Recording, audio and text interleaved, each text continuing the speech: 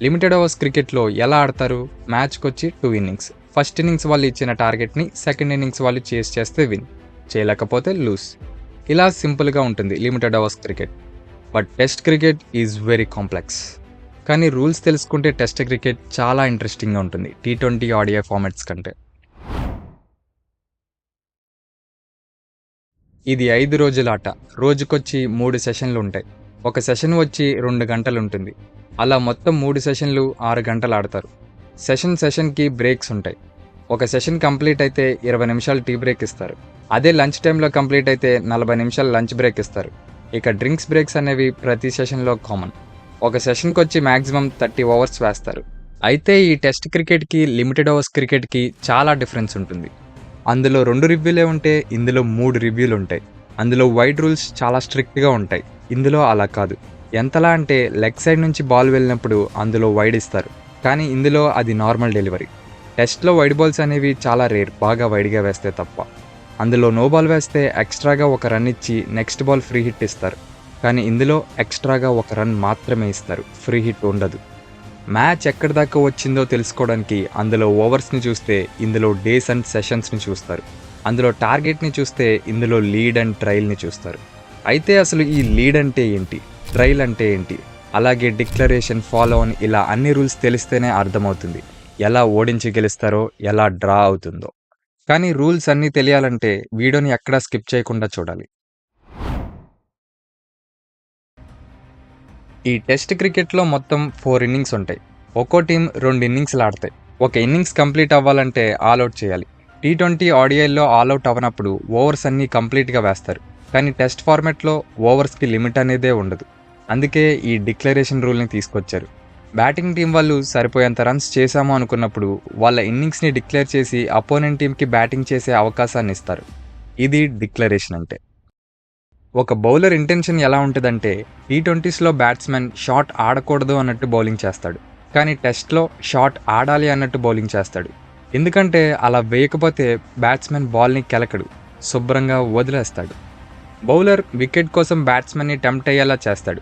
Batsmen runs కోసం shot ఆడాలని చూస్తాడు. అందుకే ఫీల్డ్ సెటప్ కూడా షాట్ ఆడడానికి అనుకూలంగా పెడతారు. బ్యాట్స్మెన్ టెంప్ట్ అయ్యే షాట్ ఆడాడంటే బాల్ ఎడ్జ్ తీసుకుని కీపర్కి వెళ్ళిపోతుంది, because of the swing. Test క్రికెట్లో ఇదే మేజర్ ఫ్యాక్టర్.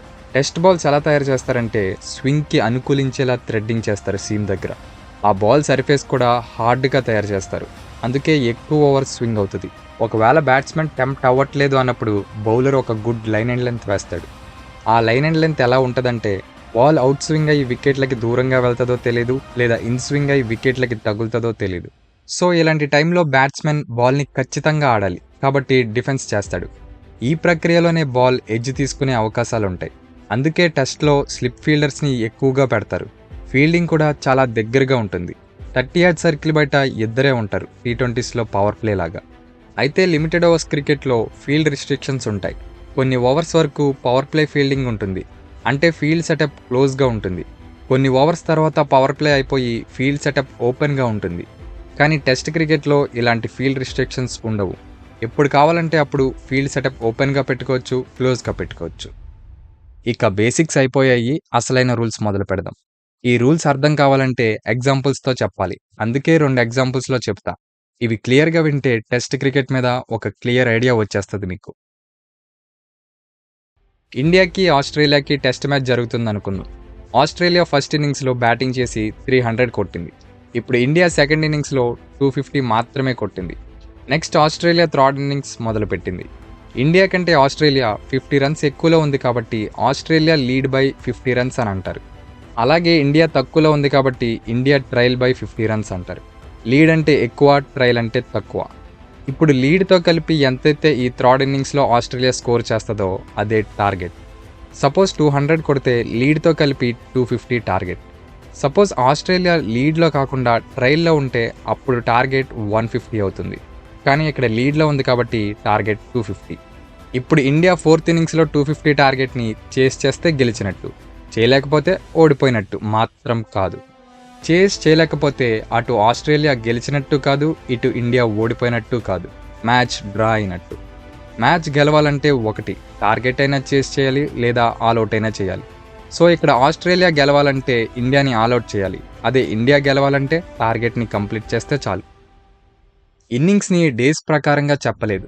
కానీ డేస్ పరంగా చూస్తే యావరేజ్‌గా ఫస్ట్ ఇన్నింగ్స్ కంప్లీట్ అవ్వడానికి 1½ డేస్ పడుతుంది. సెకండ్ ఇన్నింగ్స్ కూడా మాక్సిమం అంతే. అలా 3 డేస్ కంప్లీట్ అవుతాయి.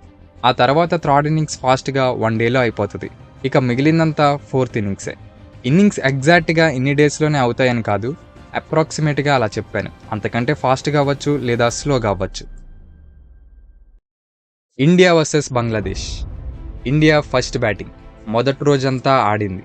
బంగ్లాదేశ్ వాళ్ళు అతి కష్టంతో ఇండియాని రెండో రోజున 450కి ఆల్అవుట్ చేశారు. రెండో రోజు పూర్తవడానికి ఇంకా ఒక సెషన్ మాత్రమే ఉంది. బంగ్లాదేశ్ బ్యాటింగ్ మొదలుపెట్టిన కొన్ని ఓవర్స్కే ఫస్ట్ వికెట్ని కోల్పోయింది. అయితే బంగ్లాదేశ్ తెలివిగా నెక్స్ట్ బ్యాట్స్మెన్ని కాకుండా ఒక బౌలర్ని పంపింది. లైనప్లో అంతమంది బ్యాట్స్మెన్స్ ఉన్నా కానీ బౌలరే ఎందుకు వచ్చాడంటే ఇది ఒక స్ట్రాటజీ. వికెట్స్ని కాపాడుకోవడానికి వాడే స్ట్రాటజీ. ఎప్పుడైనా ఒక ఇన్నింగ్స్ డే కంప్లీట్ అయిపోతున్నప్పుడు స్టార్ట్ అయితే ఆ ఇన్నింగ్స్కి సరైన స్టార్ట్ రాదు. ఎందుకంటే డే కంప్లీట్ అయిపోతుంది కాబట్టి వెలుతురు సరిగ్గా ఉండదు. దానివల్ల బాల్ సరిగ్గా కనిపించదు. కాబట్టి వికెట్స్ పడే ఛాన్సెస్ ఎక్కువ ఉంటాయి. ఆ టైంలో వికెట్ పడి ఒక బ్యాట్స్మెన్ని కోల్పోతే మళ్ళీ ఇంకో బ్యాట్స్మెన్ని కోల్పోకూడదని బౌలర్ని పంపిస్తారు. అది కూడా అల్లాటప్ప బౌలర్ని పంపించరు. వికెట్స్ ముందు నిలబడగల సత్తా ఉన్నవాడినే పంపిస్తారు. వాడినే నైట్ వాచ్మెన్ అంటారు. క్రికెట్ చరిత్రలో గొప్ప నైట్ వాచ్మెన్ ఎవరంటే అది ఆస్ట్రేలియన్ బౌలర్ జేసన్ గిలిస్ పైనే గుర్తొస్తాడు. బంగ్లాదేశ్ మీద ఏకంగా 425 బాల్స్ ఆడి 201 రన్స్ చేశాడు నైట్ వాచ్మెన్గా వచ్చి. రెండో రోజు అలా పూర్తవగానే మూడో రోజు సగంలోనే ఇండియా బౌలింగ్కి చేతులెత్తేసి 150కే ఆల్అవుట్ అయిపోయింది బంగ్లాదేశ్. సో ఇక్కడతో 3 డేస్ 2 ఇన్నింగ్స్ కంప్లీట్ అయ్యాయి. చెరో టీం వాళ్ళ ఫస్ట్ ఇన్నింగ్స్ని కంప్లీట్ చేసుకున్నాయి. ఇండియా లీడ్ చూసుకుంటే 300 ఉంది. అది యావరేజ్గా ఒక ఇన్నింగ్స్ స్కోర్తో సమానం. రిమైనింగ్ ఆట చూసుకుంటే 2 రోజుల్లో ఇంకో 2 ఇన్నింగ్స్లు ఆడాలి. సో ఇలాంటి టైంలో ఇండియా ఫాలో ఆన్ అనే స్ట్రాటజీని యూజ్ చేస్తుంది. నార్మల్గా అయితే ఇప్పుడు థర్డ్ ఇన్నింగ్స్లో ఇండియా వాళ్ళ సెకండ్ ఇన్నింగ్స్ని స్టార్ట్ చేయాలి. కానీ ఫాలో ఆన్ వల్ల బంగ్లాదేశ్ వాళ్ళ సెకండ్ ఇన్నింగ్స్ని స్టార్ట్ చేస్తుంది. ఇండియా ఎందుకు ఇలా చేస్తుందంటే బంగ్లాదేశ్ ఫాస్ట్గా వికెట్స్ కోల్పోయింది కాబట్టి మళ్ళీ వెంటనే ఆడిస్తే మళ్ళీ ఫాస్ట్గా వికెట్స్ పడతాయని ఇలా చేస్తుంది. అయితే ఈ ఫాలో ఆన్ స్ట్రాటజీ ఎప్పుడు ఎలిజిబుల్ అవుతుందంటే మినిమం లీడ్ 200 రన్స్ ఉండాలి. అప్పుడే ఫాలో ఆన్ చేసుకోవచ్చు. కానీ ఏ టీము కూడా 200 లీడ్తో రిస్క్ చేయలేదు. మినిమం 300 లీడ్ ఉంటే ధైర్యంగా ఫాలో ఆన్ ఆడిస్తుంది. సో ఇప్పుడు బంగ్లాదేశ్ వాళ్ళు సెకండ్ ఇన్నింగ్స్లో 300 స్కోర్ చేస్తే ఇండియాతో సమానమైనట్టు. ఆ 300 తర్వాత చేసిన స్కోర్ అంతా టార్గెట్ అవుతుంది. కానీ ఇండియా మ్యాచ్ని అక్కడ దాకా రానివ్వదు. 300 లోపే ఆల్అవుట్ చేసేస్తుంది. దాంతో ఇండియా రెండోసారి బ్యాటింగ్ చేయకుండానే మ్యాచ్ని గెలుస్తుంది. సో ఇలా ఉంటుంది test cricket. Next time test matches వచ్చినప్పుడు ఈ రూల్స్‌ని గుర్తుంచుకొని చూడండి. చూసే కొద్దీ అర్థమవుతది. చూసే కొద్దీ ఇంట్రెస్ట్ పెరుగుతది.